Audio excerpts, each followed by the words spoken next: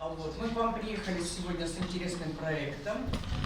Значит, у нас в гостях федеральная автономия курдов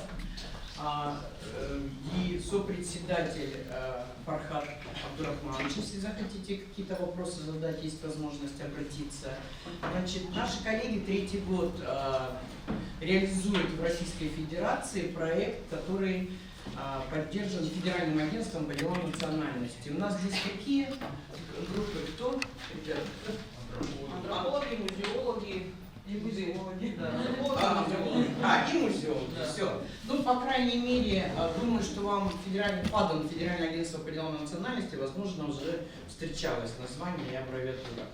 Значит, это проект, который реализуется в рамках реализации стратегии государственной национальной политики. Поэтому наши коллеги привезли информацию о том народе, о котором не у всех в принципе есть информация, и есть очень много неизвестностей. Поэтому нам очень нравится, в какой неформальной форме все это подается. Поэтому участвуйте, пожалуйста, в разговоре, участвуйте в тех предложениях, которые будут идти от наших коллег. Спасибо за такое выступление. Меня зовут Фархад Абдурахманович. Еще раз, сопредседатель Федеральной национальной культурной автономии курдов в России. Это крупнейшая курдская организация федерального уровня.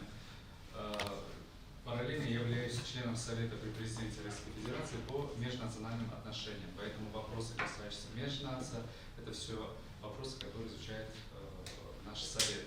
Со мной сегодня присутствуют мои коллеги, члены организации, члены Совета автономии, Крайш Амина Тимуровна. Она сегодня также будет выступать. Руководитель комитета по делам молодежи и спорта Рустам Тамаи. Скажите, а у кого из вас по истории была пятерка? Еще больше. Так, хорошо. А у кого из вас была пятерка по геометрии? Поменьше. Так, тоже неплохо. У кого у вас была пятерка по литературе? Тут одни отличники сидят. Так, скажите, кто из вас хоть когда-то слышал о таком народе, как якуты? Спасибо. Такой народ, как даргинцы. Почти как в вчерашнем семинаре, да, южных народов мы знаем чуть похуже, да. Адыги. Спасибо. Грузины. Спасибо. Русские. Спасибо. Курды. Уже знаем, да? Хорошо, спасибо. Сегодня будем говорить о курдах. Курды – это один из древнейших народов мира, автохтонный народ Ближнего Востока. То есть курды не являются коренным населением России, Российской Федерации, но можно относиться к коренному населению Российской империи, потому что какое-то время Российская империя владела частью территории Курдистана. Сегодня эти территории входят в состав Турции. Именно северо-восток Турции, приграничие, на границе с Арменией и Грузией и Азербайджаном.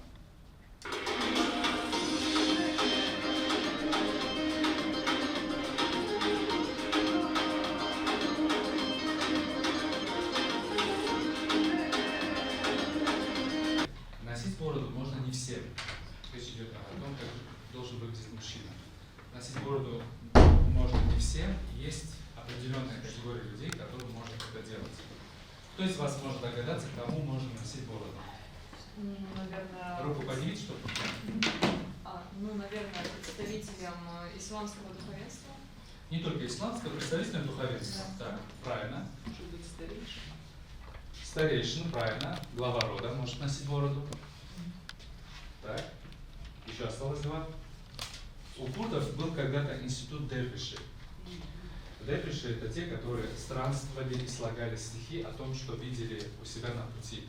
Очень часто они выступали перед царями на различных мероприятиях, пирах того времени и говорили, что они видели, то есть певцы. Поэтому эта традиция сегодня перенеслась на музыкантов, певцов. То есть певцы, музыканты могут носить бороду. И четвертое – это есть траур. Если кто-то умрет в семье, близкий родственник, то 40 дней нельзя сбривать бороду. Такой костюм одевают в северных и холодных регионах Пакистана, например, в регионе Сархат, граничащий с Закавказьем, поскольку абсолютно года в России выходцы из Сархата, этот костюм одевают и до сих пор у нас. Нам нужны здесь 4 эксперта по курдскому национальному костюму и по курдам. Кто из вас осмелится выйти сюда и ответить на несколько наших вопросов? Первый вопрос. Сколько в мире курдов? Так, вы были первым.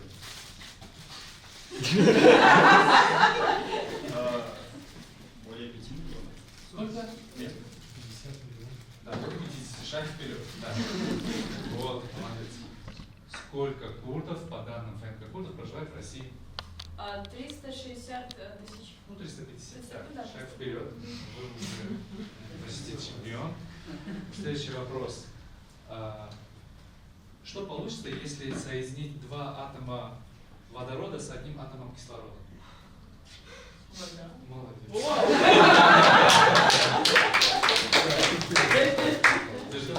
А вам за смелость пожалуйста.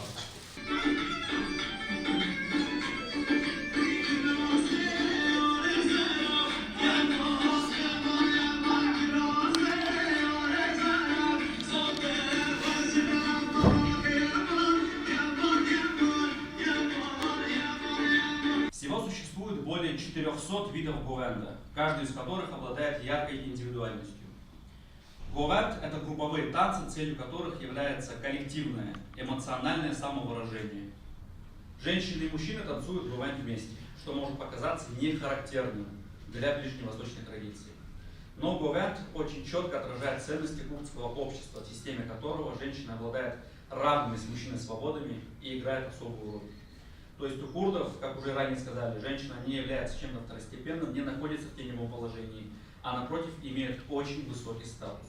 С другой стороны, не отрывать связь от исторических корней, от тех корней, которые создали именно облик современного курда, владеющего курдским языком и в России владеющего еще русским языком, помогающим создать мост между курдами и Россией, создавая крепкую дружбу народов. И хочу отметить, что ФНК курдов делает все от нее зависящее для того, чтобы связать Российскую Федерацию с 50-миллионным курдским народом, проживающим на Ближнем Востоке и за его пределами. Теперь, второе соединение – это ладонное, то есть скрещиваются руки. Принцип тот же. Кто впереди?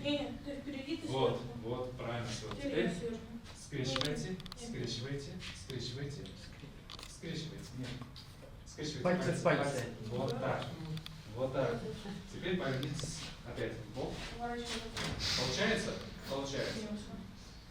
А с другую сторону? Нет, все. Значит, вы соединились правильно.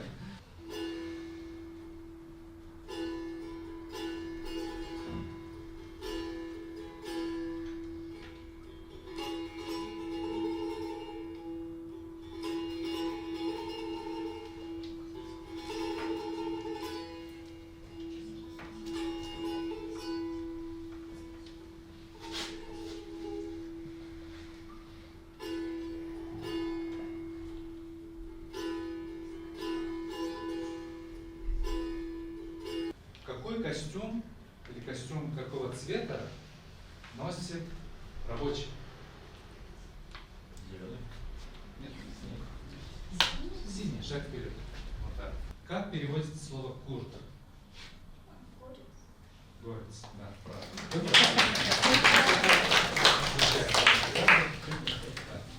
Спасибо всем участникам.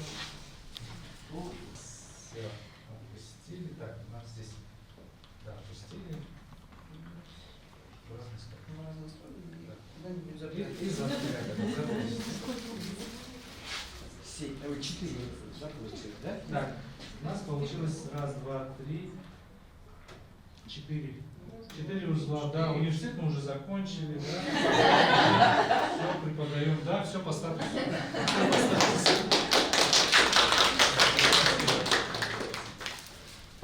Награждаем. Так это просто. С платком, мне кажется, сложнее говорить.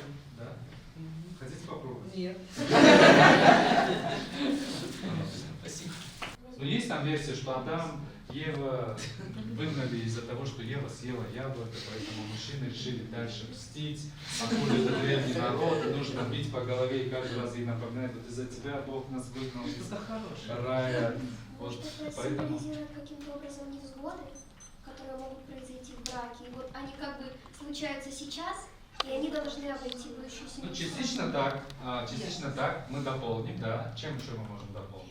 У меня вот два варианта. Или он таким образом как бы отмечает, что это его женщина, Пометил территорию. это как бы символизирует ссору между ними, которая может произойти. Нет, это не символизирует ссору, это как раз о том, чтобы она пришла сюда и принесла свои знания.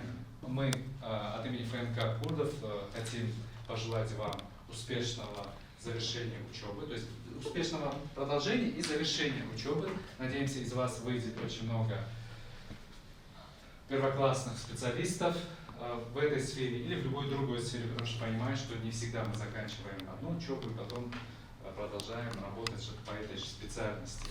Я тоже закончил юридический факультет, уголовное право, но я там не работал. Совсем другая. Ушел в другую сторону, в политику и внешние отношения. Поэтому жизнь складывается по-разному. Пусть она у вас сложится максимально успешно, благополучно. Трудности они будут у вас в жизни всегда, но не бойтесь их, умейте их решать. И не забывайте, что друзья вам нужны. Нельзя решить проблему без друзей. Поэтому чем больше таких людей будет вокруг вас, надежных, верных, уважающих вас людей, не любящих, а именно уважающих вас людей, потому что любовь тоже понятие временное может быть, тем больше у вас шансов быть успешными в этой жизни и больше помочь своей стране, своей родине, своему народу. Успехов всем!